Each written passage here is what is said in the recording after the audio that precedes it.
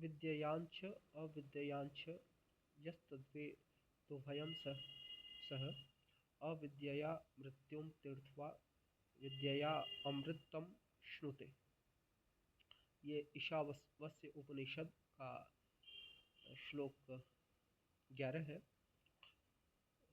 जो व्यक्ति विद्या और अविद्या दोनों को एक साथ जान लेता है वह अविद्या द्वारा मृत्यु को पार कर लेता है और विद्या द्वारा अमरता को प्राप्त कर लेता है। यहाँ अविद्या से अर्थ सांसारिक ज्ञान से है और विद्या से अर्थ आध्यात्मिक ज्ञान से है। तो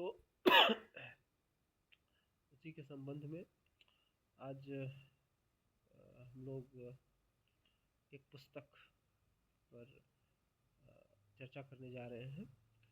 उस पुस्तक की समीक्षा, ये कई खंडों में ये समीक्षा होगी। तो यह पुस्तक है सावरकर पर 2 खंडों में प्रकाशित पुस्तक है और इसके लेखक विक्रम संपत है। इस पुस्तक का पहला भाग है Savarkar echoes from A forgotten past, एक भूले बिसरे अतीत की अनुगूंज। 1883 यानी सावरकर के जन्म से लेकर 1924 उनके रत्नागिरी जेल से रिहा होने, यानी काला पानी की सज़ा से 1922 में उन्हें काला पानी जेल से स्थानांतरित रत्नागिरी जेल में कर दिया था। उसके बाद 1924 के बाद हाउस अरेस्ट में रखा गया था कुछ शर्तों के अधीन। तो उस समय तक ये पहला भाग है और दूसरा भाग है सावरकर ए कंटेस्टेड लेगेसी 1924 से 1966, ये द्वितीय भाग है। आज हम लोग पहला भाग 2019 में छपा था और दूसरा भाग 2021 में छपा। आज हम लोग प्रथम भाग की बात करेंगे।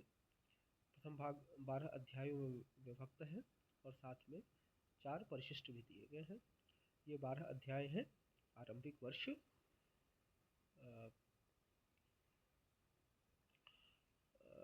जो इन 12 अध्याय हैं, इन 12 अध्यायों का शीर्षक है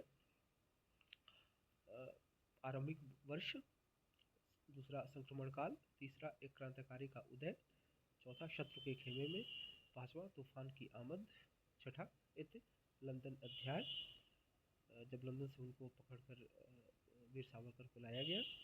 फिर सावरकर प्रकरण 7वां अध्याय है। 8वां सजाए काला पानी, 9वां जेल वृत्तांत, 10वां राजनीतिक रस्साकसी, 11वां अध्याय है हिंदू कौन है, उनका एक लेख था उसके आधार पर विवेचन है। 12 वैचारिक विवेचन। 4 परिशिष्ट हैं, तो उसमें परिशिष्ट 1 है सावरकर के एक लेख ओ हुतात्माओं का संपूर्ण पाठ। परिशिष्ट 2 संकल्प एवं घोषणा पत्र 1910 का संपूर्ण पाठ। परिशिष्ट 3 वीडी सावरकर की याचिकाएं। परिशिष्ट 4 क्या हिंदुस्तान निशस्त्र है। मैं इन अध्यायों को इसलिए पढ़ रहा हूँ कि विक्रम संपत ने अपनी प्रस्तावना में यह लिखा है कि मैंने इस पुस्तक को में अपने विचार कम आरोपित करने की कोशिश की है और ऑब्जेक्टिव रहने की, कोई ऑब्जेक्टिव तो पूर्णतः नहीं रह सकता, लेकिन ऑब्जेक्टिव रहने की यथासंभव कोशिश की है और घटनाओं को यथा रूप और सावरकर के विचारों को यथारूप रखा गया है, अपने विचारों को कम रखा गया है। इसलिए मैंने इस पुस्तक के अध्याय विभाजन की चर्चा की। अब इन 12 अध्यायों में से जो पहला अध्याय है आज की वीडियो में उसी पर चर्चा होगी। पहला अध्याय है आरंभिक वर्ष। इसमें इस पुस्तक को भी मैंने साथ में लिया है। देखिए यह पुस्तक है, आप इसे पढ़ सकते हैं। ये पुस्तक है, देख सकते हैं, सावरकर विक्रम संपत की पुस्तक है ये। तो इस पुस्तक को में एक पढ़ने की प्रक्रिया भी साथ में चलती रहेगी, पुस्तक का पाठ भी चलता रहेगा और साथ में समीक्षा भी चलती रहेगी। तो पहला जो अध्याय है उसमें आरंभिक वर्ष, ये सावरकर के जन्म के समय की परिस्थितियों का इसमें चित्रण किया गया है। सावरकर के बाल मानस की निर्मिति की पृष्ठभूमि का वर्णन है और साथ में चूँकि सावरकर एक चित्पावन ब्राह्मण परिवार से आते थे और महात्मा गांधी की हत्या के बाद चित्पावन ब्राह्मणों का एक बड़े संहार को अंजाम दिया गया था। तो इसलिए विशेष करके चित्पावन ब्राह्मणों के इतिहास और उनके उभार का सम्यक वर्णन किया गया है। वासुदेव बलवंत फड़के के विद्रोह का वर्णन भी इसमें किया गया है, जो कि एक सरकारी मुलाजिम थे। फड़के ने डकैती को भी अंजाम दिया क्रांति के खर्चों को पूरा करने के लिए, पर फड़के अमेरिकी गणराज्य से बहुत गहरे प्रभावित थे और उनके सपनों का नया आज़ाद भारत उसी अनुरूप होना था, यानी अमेरिकी गणराज्य के अनुरूप होना था।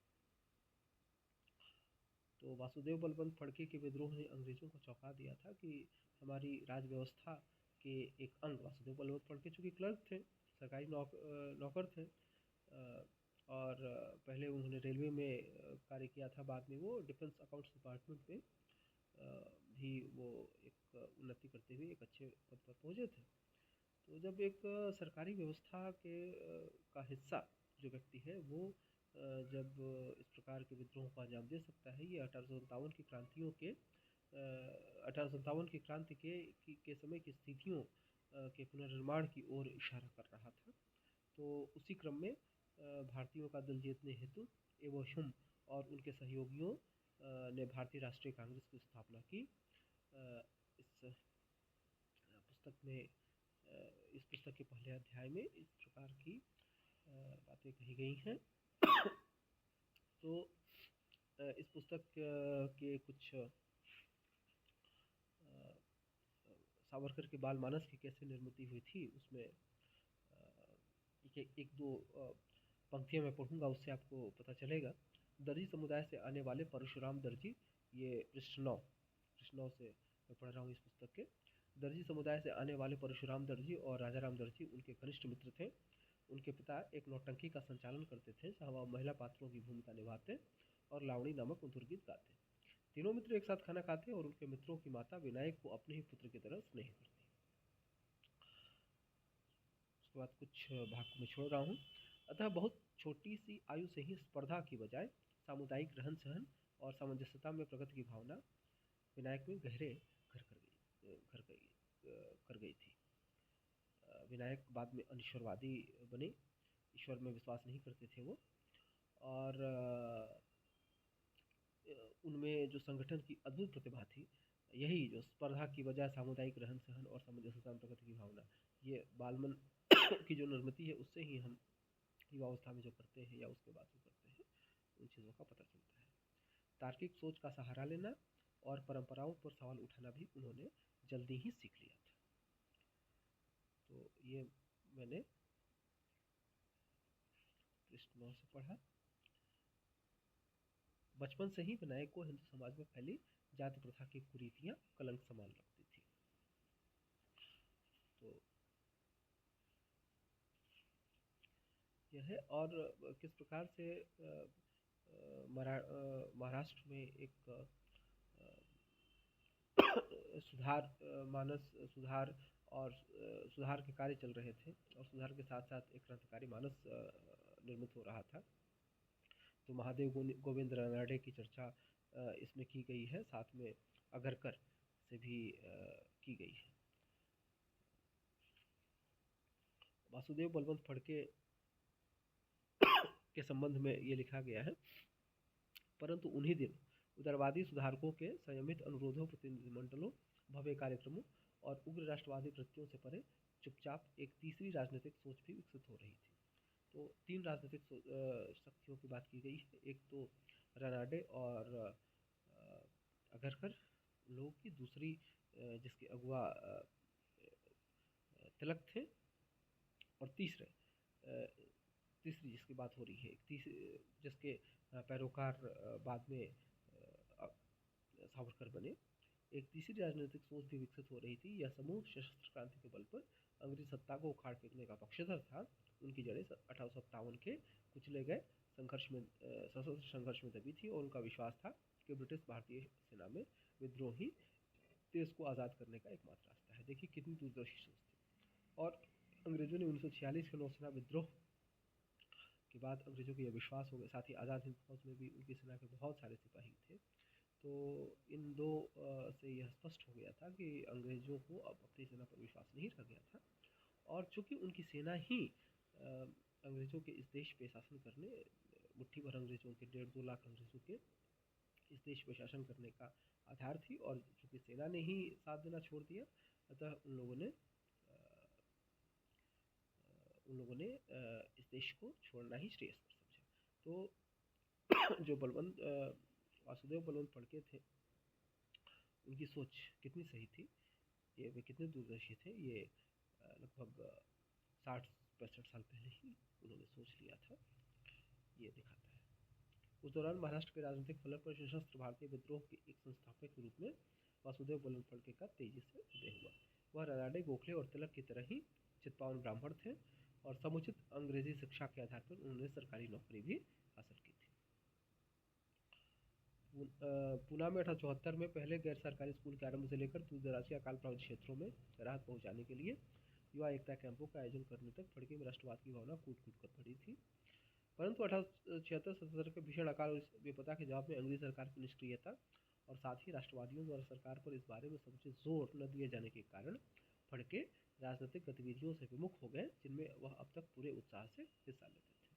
लेकिन उनके जीवन में असली मोड़ एक निजी त्रासदी के रूप में तब सामने आई, जब उनके अधिकारी ने उन्हें बीमार मां को देखने के लिए उनके गांव श्रडन नहीं जाने दिए। अपनी शिकायत की किसी सरकारी सुनवाई के अभाव और मातृशोक के फलस्वरूप उन्होंने एक गोपनीय क्रांतिकारी दल का गठन किया। अब इसमें एक और भी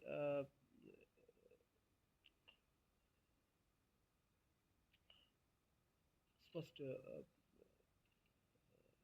जिसके संबंध में स्पष्टता नहीं रहती है लोगों में, तो रिचर्ड टेम्पल एक बहुत महत्वपूर्ण अंग्रेजी नौकरशाह रहे थे।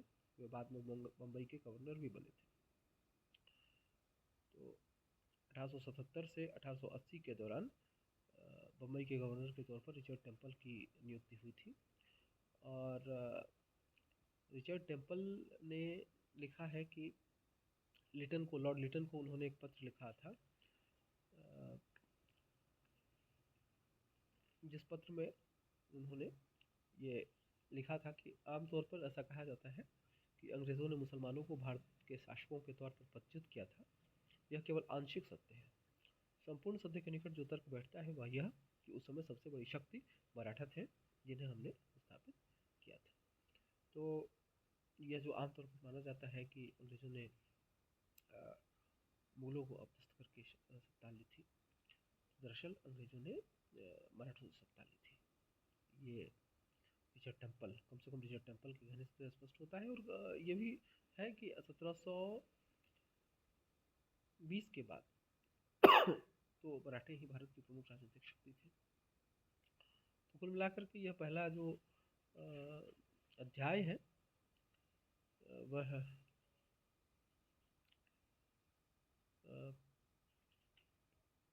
इस पहले अध्याय में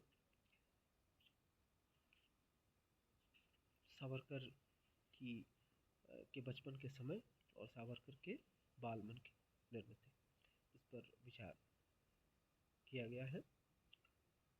तो आगे ही इसी प्रकार से यदि आपका कोई सुझाव होगा तो पुस्तक समीक्षा जिस प्रकार से मुझे करनी है उसमें मैं और